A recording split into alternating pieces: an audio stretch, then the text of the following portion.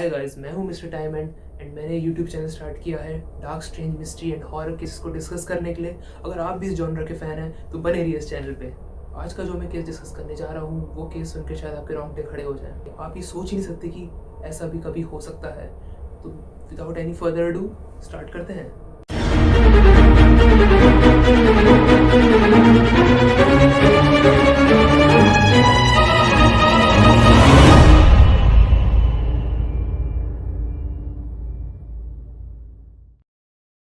आज की जो स्टोरी होगी वो बहुत ही एक पेनफुल स्टोरी है एंड इसके एंड में एक बहुत ही अल्टीमेट प्लॉट ट्विस्ट है।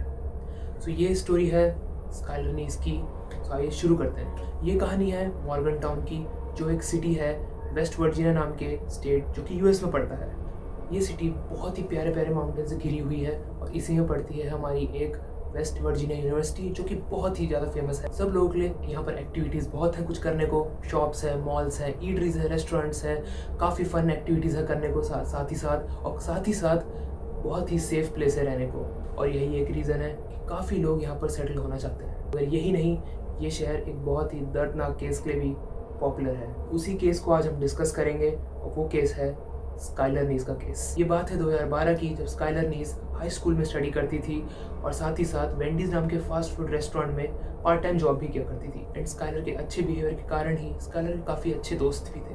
वो अपने डैड की नन्ही परी थी और अपने पेरेंट्स यानी कि मैरी नीस और डेविड नीस की अकेली संतान थी। स्काइलर के डैड को अपनी बेटी से कुछ ज़्यादा ही लगाव था। स्काइलर के डैड की माने तो उनकी बेटी काफ़ी full of energy and full of life थी एंड कभी कभी बहुत हिलेरियस भी थी।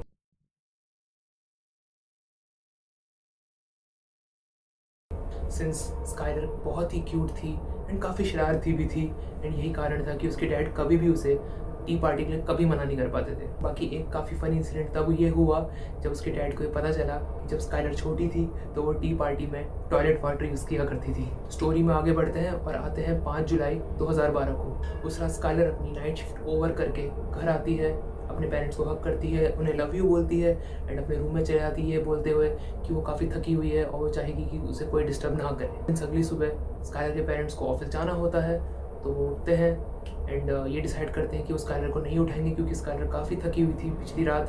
तो वो डिसाइड करते हैं कि वो आज उसे थोड़ी देर और सोने दें। अराउंड 2-3 बजे स्काइलर के डैड घर लौटते हैं और ये देखते हैं कि स्काइलर का दरवाज़ा अभी भी बंद है, जबकि उसको अभी तक तो जाग जाना चाहिए था। डेविड स्काइलर को बुलाते हैं बट उसका कोई रिस्पॉन्स नहीं आता। डेविड स्काइलर के दरवाजे पे नॉक भी करते हैं, फिर भी कोई रिस्पॉन्स नहीं आता। और फिर डेविड कान भी लगाते हैं दरवाजे पे, पर वो ये पाते हैं कि अंदर से कोई शोर नहीं आ रहा, यानी कि स्काइलर रूम में नहीं है शायद। और फिर जब काफ़ी ट्राई करने के बाद भी कोई रिस्पॉन्स नहीं आता तो डेविड आखिरकार दरवाज़ा खोल देते हैं। बट दरवाज़ा खोलते ही डेविड क्या पाते हैं, स्काइलर अपने रूम में है ही नहीं। जब ऐसा हुआ तो डेविड स्काइलर को फ़ोन करते हैं बट स्काइलर फ़ोन पिक नहीं करती। फिर डेविड अपनी वाइफ मैरी को फ़ोन करते हैं ये पूछने के लिए कि शायद उनकी बेटी ने उनकी मदर को कुछ तो बताया होगा, लेकिन मैरी को कोई आइडिया नहीं कि स्काइलर कहाँ पर है। तो मैरी ये कहती है कि शायद स्काइलर अपने दोस्त के यहाँ पर रुकी हुई है। फिर डेविड स्काइलर की बेस्ट फ्रेंड शेली आईडी को फ़ोन करते हैं ये पूछने के लिए क्या तुम्हें पता है कि मेरी बेटी कहाँ है, उसने क्या तुम्हें कुछ बताया है। इसके रिस्पॉन्स में शेली आईडी ये बोलती है कि उसे कोई आइडिया नहीं है कि स्काइलर कहाँ पर है, बिकॉज उसकी पिछली रात ही नॉर्मल स्टफ़ को लेके बात हुई थी बट उसको कोई भी इंडिकेशन या इशारा नहीं मिला कि कहीं पर वो जा रही है, कहीं और जा रही है, ऐसा कुछ भी इशारा नहीं मिला। और ये चीज़ उसने डेविड को बताई। और ये सब सुनने के बाद स्काइलर के डैड बोलते हैं कि अगर मेरी बेटी तुमसे कांटेक्ट करने की कोशिश करती है तो just please let me know. Phone रखने के बाद डेविड स्काइलर के रूम की थोड़ी पड़ताल करते हैं और ये पाते हैं कि उसकी विंडो पे लगी हुई विंड स्क्रीन उसके कबर्ड में पड़ी हुई है, जबकि ऐसा नहीं होना चाहिए था क्योंकि विंड स्क्रीन एक्चुअली में एक प्रोटेक्टिव कवर होता है, विंडो पे लगा होता है, लेकिन वो बाहर निकला हुआ था। बट ऐसा क्यों? स्काइलर के डैड जब ये देखते हैं कि विंड स्क्रीन निकली हुई है तो वो विंडो ओपन करते हैं और विंडो ओपन करके सीधे जैसे ही नीचे देखते हैं तो नीचे पाते कि एक चेयर पड़ी हुई है, 3 फीट के अराउंड नीचे एक चेयर पड़ी हुई है। लेकिन इसका मतलब ये है कि स्काइलर शायद रात को बीच में निकली है। एंड उसके डैड ये बड़े हैरान हो जाते हैं कि क्योंकि उनकी बेटी ने कभी ऐसा कभी कुछ किया ही नहीं। सबसे बड़ी हैरानी की बात उसके डैड को ये लगी कि अगर उनकी बेटी वापस घर को आई भी तो उसने वो चेयर क्यों नहीं हटाई, क्यों उसने वापस वो विंड स्क्रीन नहीं लगाई। एंड इससे एक चीज़ क्लियर हो गई उसके डैड को कि उनकी बेटी पिछली रात घर लौटी ही नहीं है एंड वो अभी भी कहीं बाहर है और शायद अकेली है। स्काइलर के डैड ये प्रोसेस ही नहीं कर पाते कि आखिर हो क्या रहा है, क्योंकि उनकी बेटी ने कभी भी ऐसा ज़िंदगी में नहीं किया। तो यही सोचते सोचते वो अपनी वाइफ को फ़ोन करते हैं और ये पूछते हैं कि अब आगे का एक्शन प्लान क्या रहेगा। पर स्काइलर की मॉम ये कहती है कि उनकी लड़की अब एक ग्रोन अप गर्ल है, सो वो अपने डिसीजन खुद ले सकती है एंड वो शायद 2-3 घंटे में वापस आ ही जाएगी। कुछ घंटे बीत जाते हैं एंड तभी उनको एक फ़ोन आता है और वो फ़ोन आता है वेंडीज़ नाम के रेस्टोरेंट से। उस फ़ोन में वहाँ के मैनेजर ये बोलते हैं कि स्काइलर कहाँ है, वो आज आई नहीं, उसकी एक शिफ्ट थी। तो यही एक टर्निंग पॉइंट होता है और पहली बार उसके पेरेंट्स को ये लगता है कि शायद अब उनकी बेटी किसी प्रॉब्लम में है। इसके बाद स्काइलर के पेरेंट्स एक पुलिस रिपोर्ट फाइल कर देते हैं।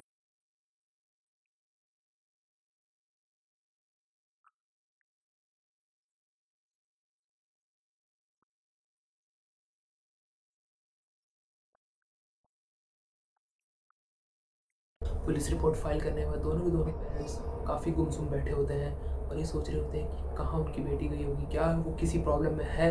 और तभी एक फ़ोन बजता है। वो फ़ोन होता है शेलिया का। स्काइलर की मदर बड़ी हैप्पी हो जाती है। उसे लगता है कि शायद शेलिया को पता चल गया है कि उसकी बेटी कहाँ है। शेलिया ये पूछती है कि क्या स्काइलर घर पहुँच गई है। तो उसके जवाब में उसकी मदर बोलती है कि नहीं, स्काइलर अभी तक घर नहीं पहुँची है। और साथ ही साथ उसकी मदर ये भी कहती है कि हमने एक पुलिस रिपोर्ट भी फाइल कर दी है। इसके रिस्पॉन्स में शेलिया का आंसर बड़ा ही गुमसुम तरीके का आता है और वो एट द एंड डिसाइड करती है कि वो बता देगी कि कल रात को उसकी और स्काइलर की क्या बातचीत हुई। शेलिया ये बताती है कि स्काइलर, वो और उनकी एक और बेस्ट फ्रेंड रेशल शोएफ, जो कि उन तीनों का एक बेस्ट फ्रेंड का ग्रुप था, उनका कल का प्लान था कि वो कल अपने घर से चुपचाप से निकलेंगे बिना किसी को बताए और टाउन की साइट सीइंग करेंगे एंड इधर उधर घूमेंगे। अगर इन तीनों की बात करें तो इन तीनों का ग्रुप एक तरीके से इंसेपरेबल ग्रुप था। One of the best friends for life आप कह सकते हो ये थे इस तरीके के। एंड इनका group basically one of the best loving group था पूरे स्कूल में। तो उस रात इन तीनों का प्लान यही था कि वो टाउन की साइट सीइंग करेंगे, गाड़ी में इधर उधर घूमेंगे, मैरिजुआना फूकेंगे, वीड स्मोक करेंगे। मगर शेलिया के ये सब कहने के बाद एक सबसे कंसर्निंग बात जो ये आई वो ये थी कि जब वो एक दूसरे को घर पे ड्रॉप करते थे तो वो बिल्कुल घर के सामने ड्रॉप नहीं करते थे। वो एक्चुअली में 1 या 2 ब्लॉक पीछे ड्रॉप किया करते थे। और शेलिया का बेसिकली ये रीज़न था, वो ऐसा इसलिए करते थे ताकि वो पेरेंट्स के द्वारा पकड़े ना जाएं या कोई उनको देख ना ले। तो यही चीज़ पिछली रात भी हुई। रेशल और शेलिया ने स्काइलर को 1 ब्लॉक पीछे ड्रॉप किया, बट वो ये नहीं कह सकते कि उन्होंने उसको अपने घर जाते हुए देखा। और यही सबसे कंसर्निंग फैक्टर था। तो वो मैरी को ये दिलासा नहीं दे सकते थे कि उनकी बेटी सेफली अपने घर को पहुंच गई थी। और ये एक बहुत ही हॉरिफाइंग मोमेंट था उसके पेरेंट्स के लिए, क्योंकि अब वो समझ गए थे कि उनकी बेटी अब सच में किसी प्रॉब्लम में है और शायद वो अब एबडक्ट हो चुकी है। सबसे कंसर्निंग फैक्टर ये भी था कि स्काइलर नशे में थोड़ी हाई थी बिकॉज उसने मैरिजुआना फूकी थी। तो शी डजंट नो कि उसने उस रात क्या किया होगा, वो कहाँ चली गई होगी गलती से, क्या वो किसी से गलती से चली गई या फिर किसी ने उसको एबडक्ट कर लिया है। शेलिया से ये सब बात करने के बाद ही मैरी ने ये सब चीज़ें पुलिस को भी बता दी। ये सब डिटेल मिलने के बाद ही पुलिस शेलिया के घर आती है एंड छोटी मोटी पूछताछ करती है। पूछताछ करने के बाद ही पुलिस उस जगह पे जाती है जहाँ उन्होंने स्काइलर को ड्रॉप किया था। और जिस एरिया पे स्काइलर को ड्रॉप किया था पुलिस वहाँ पर छानबीन करती है, लोगों के घर में जाती है, उनसे पूछती है आसपास के घर पे जाकर कि भाई आपने किसी ऐसी लड़की को देखा है कहीं पर, अगर वो गिरी पड़ी हो या आपने उसे देखा हो, क्या आपको कोई इन्फॉर्मेशन है। बट ऐसी कोई इन्फॉर्मेशन कहीं से नहीं मिलती। इसके बाद ही स्काइलर की मदर मैरी ये बताती है पुलिस को कि उनके अपार्टमेंट के सामने एक कैमरा लगा हुआ है एंड वो जाके फुटेज चेक कर सकते हैं। इसके तुरंत बाद ही पुलिस और स्काइलर के पेरेंट्स फुटेज चेक करने के जाते हैं। बट फुटेज चेक करने के बाद ही वो सबके सब इतने पजल्ड हो जाते हैं कि उनके समझ में ही नहीं आता।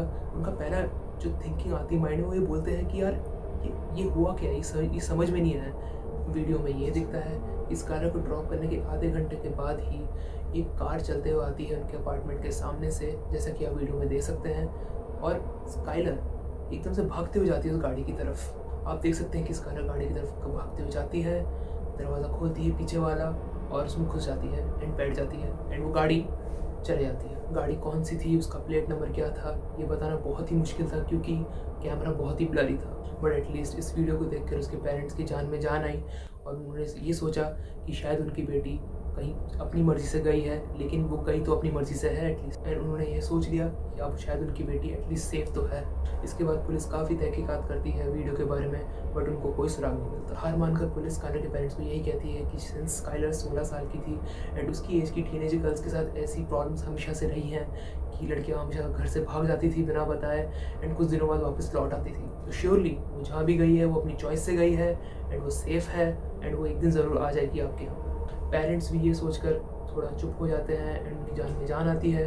एटलीस्ट वो ये सोचते हैं कि उनकी बेटी जहाँ भी है अब एटलीस्ट वो अपनी चॉइस से है, खुश है एंड वो एक दिन ज़रूर आएगी। इसी होप पे वो जिंदा रहेंगे आगे के लिए। देखते देखते दिन हफ्तों में बदल जाते हैं, हफ्ते महीनों में बदल जाते हैं, लेकिन स्काइलर का कोई अता पता नहीं चलता। और ये हाल तब था जब पुलिस पूरी जान लगाकर स्काइलर को ढूंढने की कोशिश कर रही थी एंड मॉर्गन टाउन के हर लोग यानी कि हर बंदे को ये पता था कि स्काइलर खो रखी है। यानी कि अगर स्काइलर ज़रा से भी कहीं किसी को भी दिखती तो श्योरली उसके पेरेंट्स को ज़रूर बता देते, क्योंकि ये खबर हर एक बंदे को पता थी मॉर्गन टाउन में। स्काइलर के पेरेंट्स काफ़ी डिवेस्टेटेड हो गए थे। उनको ये समझ ही नहीं आ रहा था कि उनकी बेटी उनसे बिना कनेक्शन रखे हुए इतने टाइम तक कैसे रह सकती है। कहाँ है स्काइलर, कहाँ है, कहाँ गई वो, क्या वो जिंदा है, क्या वो ठीक है, ये सारे सवाल उनके दिमाग में घूमे जाते थे। फिर भी स्काइलर के पेरेंट्स के पास सिर्फ एक आस थी और वो ये आस थी कि उनकी बेटी कहीं ना कहीं विलिंगली अपने आप से गई है एंड वो जहाँ भी है वो खुश है, वो सेफ़ है। 6 महीने बीत जाते हैं और 6 महीने के बाद इस रहस्य से पर्दा उठता है। 6 महीने बाद पुलिस को कुछ ऐसा पता चलता है जो कि एक बहुत ही हॉरिफाइंग इवेंट था एंड बेसिकली कहूँ जो मैं बयान नहीं कर सकता। तो आखिरकार हुआ क्या, बात करते हैं अब आगे की। तो 12 दिसंबर 2012 को रेशल, जो कि स्काइलर की दूसरी बेस्ट फ्रेंड थी, उसका एक नर्वस ब्रेकडाउन हो जाता है। वो नर्वस ब्रेकडाउन ऐसा था कि वो पागल हो जाती है। वो बेसिकली चिल्ला रही है, इधर उधर घूम रही है, अपने पेरेंट्स को घूंसे मार रही है, अपने पेरेंट्स को किक मार रही है और बेसिकली बहुत ज़ोर से चिल्ला रही है। और ये सब होता हुआ देखकर उसकी खुद की मदर यानी कि रेशल की खुद की मदर पुलिस में फ़ोन कर देती।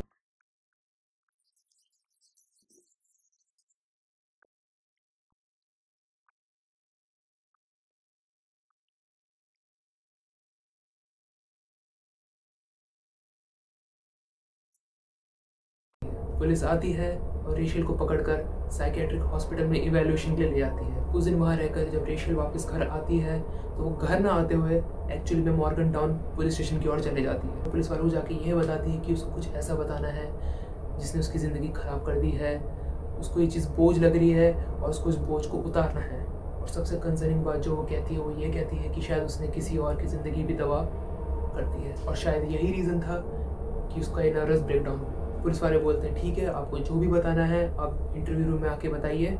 आगे अब जो भी मैं चीज़ बताने वाला हूँ ये वो चीज़ें हैं, वो इवेंट्स हैं जो एक्चुअली में रेशल ने बोली।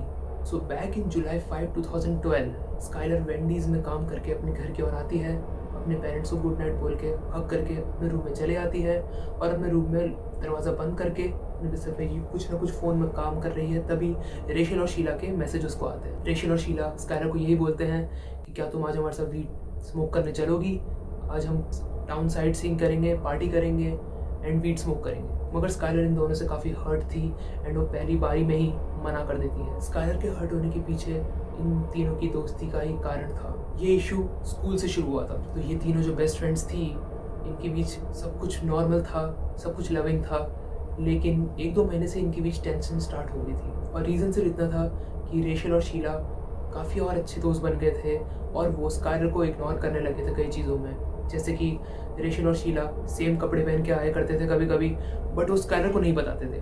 तो इसी तरह की छोटी छोटी चीज़ों से काफ़ी इनके बीच नाराज़गियाँ बढ़ गई थी। तो स्काइलर को लगता था कि अब वो इनके बीच एक अनइन्वाइटेड गेस्ट की तरह है एंड उसको ये बिहेवियर अब समझ में आने लगा था और वो अभी समझ गई थी कि अब इन दोनों के साथ वो दोस्ती अब ज़्यादा दिन चालू नहीं रख सकेगी। और इन दोनों के बिहेवियर के कारण ही स्काइलर काफ़ी सैडेंड थी एंड इसलिए उसने उस दिन मना करा।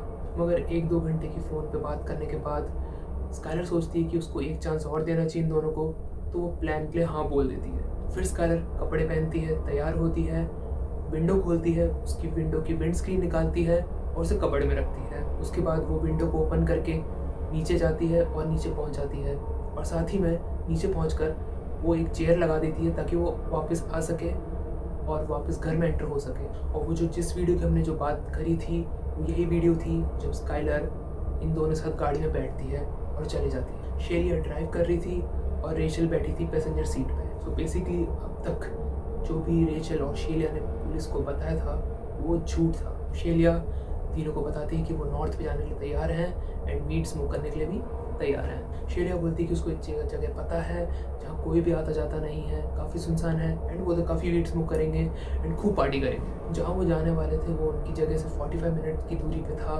एंड वो काफ़ी नोन प्लेस थी फॉर टीनेजर्स या हैंग आउट करने के लिए। तो उस जगह पहुँचते ही वो गाड़ी पार्क करते हैं, तीनों की तीनों गाड़ी से बाहर निकलते हैं और हिल की तरफ बढ़ते हैं। उस स्पॉट पर पहुंचने के बाद शेलिया अपनी पॉकेट चेक करती है और ये ट्राई करती है कि वो लाइटर निकाल सके, बट कोई लाइटर नहीं मिलता उसे।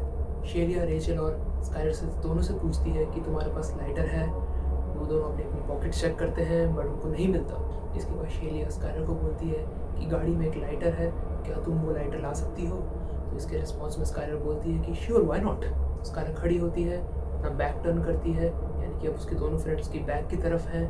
और तभी उसको पता चलता है जैसे जैसे वो गाड़ी की तरफ बढ़ती है कि उसके दोनों फ्रेंड्स भी खड़े हुए हैं और उसको आवाज़ आती है 1 2 3 और 3 बोलते ही स्काइलर को पता चलता है कि 2 नाइफ से उसको स्टैब किया गया है। जी हाँ, आपने सही सुना दोस्तों, ये हुआ एक्चुअली में। उन दोनों ने, रेचल और शेलिया ने 3 बोलते ही 2 अलग अलग नाइफ से स्काइलर को स्टैब किया। स्टैब होते ही स्काइलर एक तरीके से पैनिक मोड में आ जाती है। वो पीछे मुड़ के भी नहीं देखती, वो सीधा आगे की ओर भागती है और वही सोचती है कि किसी तरीके से इन दोनों से पीछा छुड़वा पाए। बट भागते भागते वो थक जाती है क्योंकि उसका ब्लड लॉस होने लग जाता है काफ़ी एंड वो समझ जाती है कि ये इंजरीज काफ़ी फेटल है और वो ज़्यादा नहीं भाग पाएगी। और यही देखते देखते उसकी स्पीड स्लो हो जाती है और तभी पीछे से शेलिया आकर उसे धक्का मार के नीचे गिरा देती है। उसके बाद शेलिया और रेचल दोनों स्काइलर को नीचे गिरा कर स्टैब करते हैं।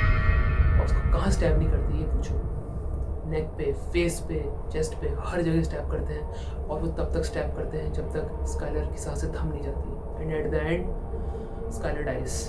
मरने से पहले स्काइलर ये ज़रूर बोलती है कि तुम दोनों क्या कर रही हो, मैं तो तुम्हारी दोस्त हूँ, तुम मेरी दोस्त हो, हम लोग तो बेस्ट फ्रेंड है, तुम मेरे साथ ऐसा क्यों कर रही हो, क्यों मारना चाहती हो मुझे? मगर वो दोनों को दोनों हैवान उसको स्टैब पे स्टैब करते रहते हैं एंड आखिरकार उसको मार ही देते हैं। इसके बाद रेचल और शेलिया वापस अपनी कार की तरफ जाते हैं, कार की ट्रंक खोलते हैं एंड उस कार के ट्रंक में एक पूरी की पूरी किल किट थी। उस किल किट में ट्रैश बैग, ब्लीच, नाइफ्स और पता नहीं जाने क्या क्या था। वो पूरी तरह से प्रिपेयर्ड होकर आए थे कि उनको पता था कि आज वो क्या करने वाले हैं। सबसे पहला काम यही करते हैं कि वो अपने आप को क्लीन करते हैं और अपने वेपन्स को भी क्लीन करते हैं। उनका पहला प्लान ये था कि वो स्काइलर को मार कर उसको गाड़ देंगे, पर जैसे वो खुदाई चालू करते हैं वो ये समझ जाते हैं कि ये ग्राउंड काफ़ी स्ट्रॉन्ग है और वो खुदाई नहीं कर पाएंगे, तो वो प्लान अबॉर्ट कर देते हैं। तो वो दोनों स्काइलर की बॉडी को उठाकर कहीं साइड में फेंक देते हैं। उस पर श्रब्स, लकड़ियाँ, लॉग्स और पूरा का कोई भी जो भी ट्रैश मिले वो फेंक देते हैं उस पर, ताकि उसकी बॉडी कवर्ड हो जाए। इसके बाद वो दोनों की दोनों गाड़ी बैठ के वहाँ से निकल जाते हैं। रेचल ये भी बताती है कि ये प्लानिंग उन्होंने 1 या 2 दिन में नहीं की, ये प्लानिंग वो काफ़ी महीनों से करते हुए आ रहे थे। रीज़न, उन्हें क्या रीज़न दिया स्काइलर को मारने का? पसंद नहीं करते थे, बस दैट्स इट, ये रीज़न था। नॉर्मल इंसान अगर दोस्ती नहीं रखना चाहता तो दोस्ती नहीं रखता, बस सिंपल, दैट्स इट। वो बातचीत करना छोड़ देता है, कोई टर्म्स नहीं रखता। बट इनकी समझ में तो भाई कुछ और ही था। ये एक चीज़ मेरी भी समझ के परे है और शायद आपके समझ के भी परे हो कि कोई 2 फ्रेंड जो कि बेस्ट फ्रेंड है वो ऐसा कर सकते हैं। मतलब जो हम सोच भी नहीं सकते ये कुछ ऐसा कर गए। ये दोनों हैवान इतने डिटर्मिन्ड थे स्काइलर को मारने के लिए कि वो ये प्लानिंग उन्होंने कई महीने से कर रखी थी। और साथ ही जब स्काइलर उनके साथ कार में बैठी थी तो वो दोनों के दोनों अपने साथ चाकू लेके ही बैठी थी। और उन्होंने ये भी बताया कि उन्होंने जानबूझ के वो लाइटर अपने पास नहीं रखा। वो चाहते थे कि स्काइलर गाड़ी की तरफ बढ़े और वो पीछे से हमला करे। और उनको पता था कि स्काइलर जैसे ही लाइटर लेने के लिए गाड़ी की तरफ बढ़ेगी तो 1 2 3 यानी कि गो ऑन 3 सुनते ही उनका ये था प्लान कि वो दोनों एक साथ मिलके स्काइलर को स्टैब करेंगे पीछे से। और वो तब तक स्टैब करेंगे जब तक स्काइलर मर नहीं जाती।